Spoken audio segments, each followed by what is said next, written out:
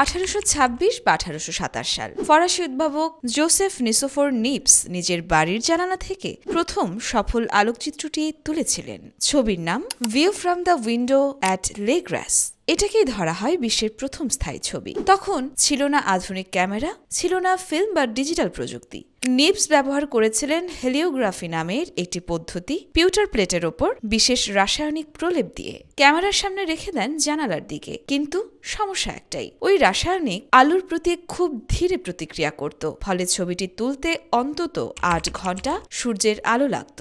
এই দীর্ঘ সময়ের কারণেই ছবির দুই পাশে সূর্যের আলো প্রায় সমানভাবে পড়েছে, কারণ সূর্য পূর্ব থেকে পশ্চিমে সরে গিয়েছিল। আজ আমরা মিলি সেকেন্ডে ছবি তুললেও এই প্রথম ছবিটি তৈরি করে দিয়েছে আধুনিক ফটোগ্রাফির ভিত্তি। এই ছবিটি আজও সংরক্ষিত আছে যুক্তরাষ্ট্রের টেক্সাস বিশ্ববিদ্যালয়ে। একটি ছবি আর মানব ইতিহাসের নতুন অধ্যায়। ইয়র্মা শায়ের জাহান, দেশকাল নিউজ।